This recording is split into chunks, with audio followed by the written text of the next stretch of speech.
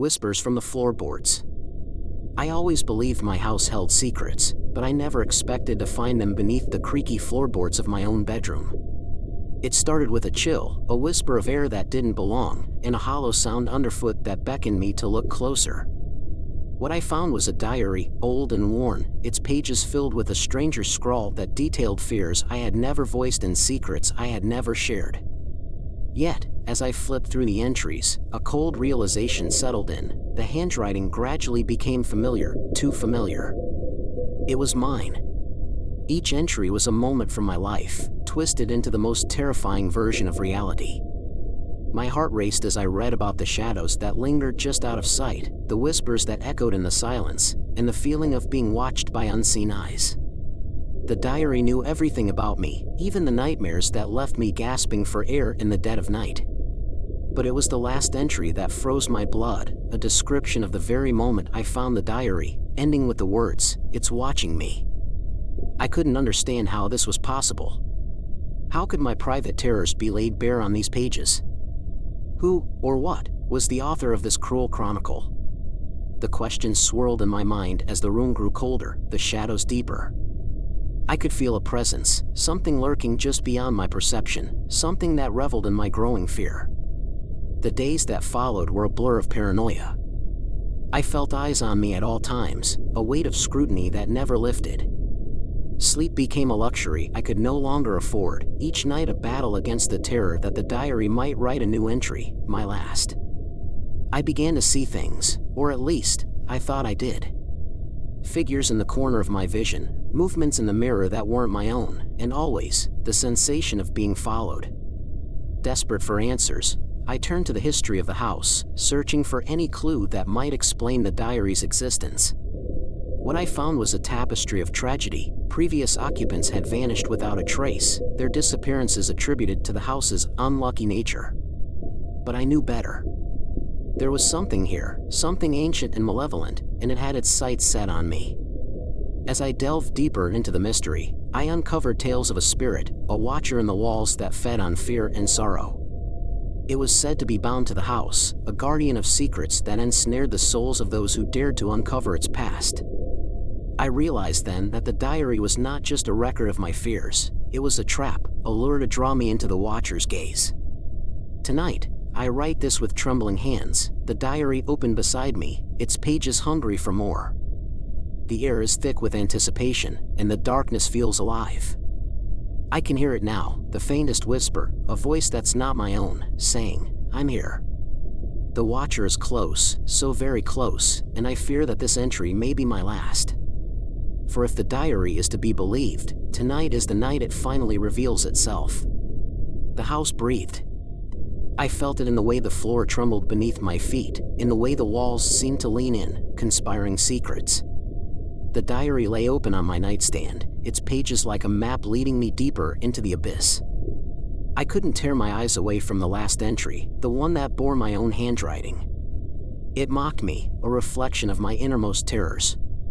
Sleep eluded me. Each night, I lay there, listening to the house's nocturnal symphony. The floorboards groaned, and the shadows danced. I wondered if the watcher had always been here, lurking in the corners, feeding off my fear. Or had it awakened with the discovery of the diary? Perhaps it had been waiting for me all along. I decided to confront it. Armed with a flashlight and trembling resolve, I descended into the basement, the heart of the house's secrets. The air grew colder, and the walls seemed to pulse. Cobwebs clung to my face, and dust coated my tongue. The diary was my guide, its words echoing in my mind. It's watching me. But who is watching whom? In the dim light, I found an old mirror, its glass warped and cracked. My reflection stared back at me, hollow-eyed and desperate. But behind my own image, I glimpsed something else, a shadow, elongated and malevolent. The watcher. It whispered, not in words, but in shivers down my spine. I reached out, fingers grazing the glass, and it retreated, vanishing into the cracks.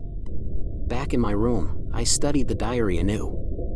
Its pages had multiplied, filled with cryptic symbols and half-formed sentences. The watcher hungered for more. It wanted my fears, my secrets, my very essence. I wrote, pouring my soul onto the paper. The ink seemed to seep into my skin, binding me to the house, to the watcher. I wondered if the diary was a conduit, a bridge between worlds. The entries blurred together. I read about my childhood nightmares, the gnarled hands that reached from under the bed, the eyes that glowed in the closet. But there were new horrors too, the smell of decay in the hallway, the footsteps that followed me even when I was alone. The diary demanded sacrifice. It whispered, "Feed me," and I complied, my sanity fraying at the edges. One moonless night, I woke to find the watcher at the foot of my bed. It wore my face, twisted into a rictus grin. Its eyes were hollow pits, and its fingers traced patterns on the sheets. "You've given me so much," it murmured. "But it's not enough." I tried to scream, but my voice was trapped in my throat. The diary lay open, its pages fluttering. The watcher pointed, and I read the final entry, the one I hadn't written. "Tonight," it said, "we merge." The room pulsed, reality warping. I was no longer alone. The watcher slipped inside me, filling the hollow spaces. I saw through its eyes, the house, the world, everything. And I understood. It wasn't watching me, it was watching us. Now, as I write this, I am both author and victim. The diary craves an ending, and I fear what it will demand next. The watcher whispers, urging me to finish the tale. But I hesitate. For once the story is complete, what remains of me? And what waits beyond the final page? The watcher's whispers grew louder, a cacophony of dread that echoed through the house. I no longer knew where I ended and it began. The diary consumed my nights, its pages multiplying like a cancer. I wrote feverishly, desperate to appease the unseen observer. My fears bled into the ink, staining my soul. The house itself seemed to shift. Walls leaned, floors tilted. The mirror in the basement reflected not just my face but a fractured reality. I glimpsed other versions of myself, twisted, tormented. The watcher reveled in my confusion. It wanted me lost, disoriented. And always, the diary demanded more. "Tell me your darkest secret," it urged. "The one you've buried deep." I remember the night my sister disappeared. We were children then, playing hide-and-seek in the attic. She vanished, leaving behind only a faint scent of lilacs. Our parents searched, but she was gone. The police called it an abduction, but I knew better. The house had swallowed her whole. Now, as I read the diary, I found her name, the last entry, written in my hand. "I remember," it said. "She's still here." I followed the scent of lilacs, winding through the labyrinthine corridors. The walls whispered secrets, my sister's laughter, her cries for help. The watcher guided me, its presence a weight on my chest. And then, in the darkest corner of the attic, I found her, a specter of memory, eyes hollow, fingers reaching. "Why did you leave me?" she asked. "Why did you forget?" The diary trembled in my hands. The watcher hungered for closure. I wrote, tears blurring the words. My sister's story spilled onto the pages, the attic, the lilacs, the moment she slipped away. But there was more, the watcher's origin, its pact with the house. It fed on fear, yes, but it also yearned for reunion. "Finish it," my sister whispered. "Free us both." And so, I wrote the final entry. The ink flowed, binding our fates. The watcher emerged, a shadow given form. It wore my sister's face, twisted and beautiful. "Thank you," it said. "Now we can be whole." It reached for me, and I stepped into its embrace. The world fractured, reality splintering. I glimpsed other houses, other diaries, other watchers. We were part of something ancient, something hungry. As I write this, I am no longer alone. My sister stands beside me, her eyes filled with both sorrow and relief. The diary lies open, waiting for its next victim. The watcher whispers, urging me to pass it on, to find someone else who craves answers, who longs for release. But I hesitate. For the truth is this, I am no longer afraid. The Watcher is not my enemy. Story 2. In the Wall. I had always found solace in the quietude of my apartment, a quaint place nestled in the heart of the city. But that tranquility was shattered one evening by a faint, persistent scratching sound emanating from within the walls. At first, I dismissed it as the building settling or perhaps a rodent that had found its way into the framework.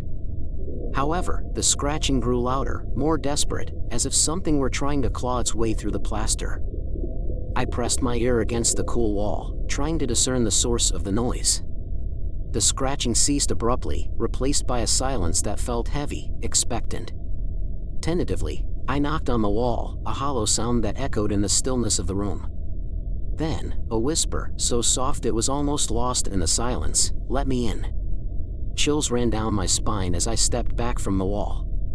The voice was unlike anything I had ever heard. It was both alluring and menacing, a siren's call wrapped in a threat.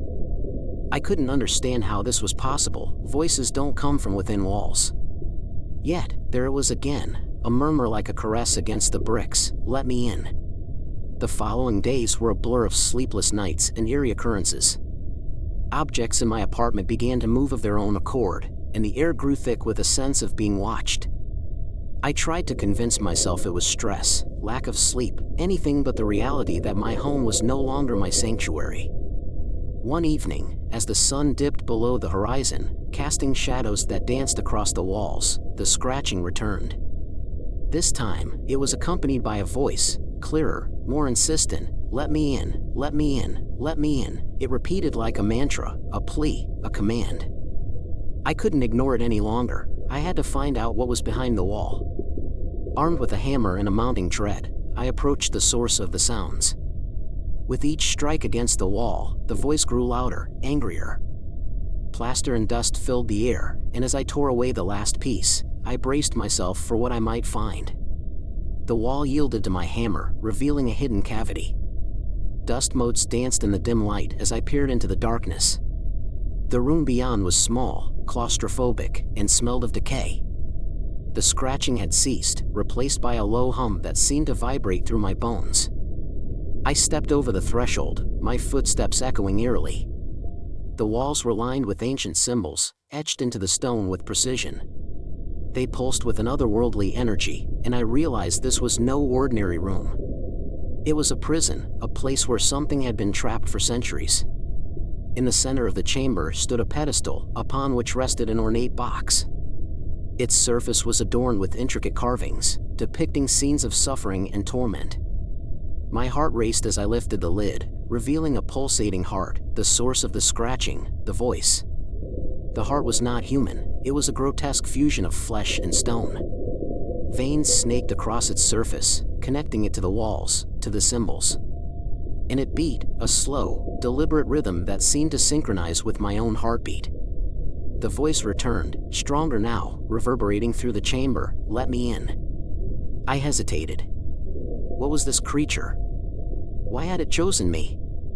The answers lay within the symbols, but they were indecipherable. Desperation clawed at my chest. I needed to understand. I reached out, tracing the lines with trembling fingers, and as I did, memories flooded my mind, memories that weren't mine. I saw a sorcerer, ancient and malevolent, binding a being to this heart. It was a guardian, a gatekeeper between realms. But the sorcerer had grown greedy, seeking forbidden knowledge. He had imprisoned the guardian, sealing it within the walls, and now it hungered for release. The heart pulsed faster, its veins glowing crimson. The voice pleaded, "Free me." I knew what I had to do. I pressed my hand against the heart, feeling its power surge through me. The symbols blazed to life, illuminating the room. The walls trembled, and the barrier weakened. But there was a price. The heart demanded a vessel, a host to carry it beyond the walls. I hesitated, torn between fear and curiosity. The voice grew urgent, insistent, "Let me in." And so, I made my choice. The heart's power surged through me, and I felt its hunger, the ancient guardian yearning for freedom. But as the symbols glowed brighter, I hesitated. What would happen if I became its vessel? Would I lose myself, my humanity? The voice grew frantic, echoing in my mind, "Let me in. Release me." I closed my eyes, torn between fear and curiosity. The room trembled, the walls cracking. The heart pulsed against my palm, demanding a choice. I whispered, "What do you offer in return?" The heart's response was a flood of memories, a life of power, secrets whispered by the wind, and dominion over realms unseen. It promised knowledge beyond comprehension, answers to questions that had haunted humanity for eons. But there was a price. The heart would consume my soul, leaving behind an empty vessel. I thought of the scratching, the voice that had haunted my nights. Perhaps this was my purpose, to free the guardian, to become its conduit. I nodded, accepting the bargain. The heart's veins wrapped around my arm, searing my flesh. Pain and ecstasy merged as it merged with me, our essences intertwining. The room collapsed, reality folding in on itself. I glimpsed other worlds, fractured and beautiful. The heart whispered secrets of forgotten gods, cosmic horrors, and the true nature of existence. I understood everything, and yet nothing made sense. As the walls crumbled, I stepped into the void. The guardian's voice was now my own, resonating through the cosmos. I was no longer human, I was something more, something ancient. And as I floated between realms, I saw the earth, my former home, fading into darkness. But there was one last task. The heart demanded sustenance. It hungered for souls, and I would be its reaper. I descended, drawn to the city lights, to the unsuspecting souls who walked the streets. They would hear the scratching, the voice, and they would open their doors. And I would whisper, "Let me in." The end. Subscribe for more. Thank you.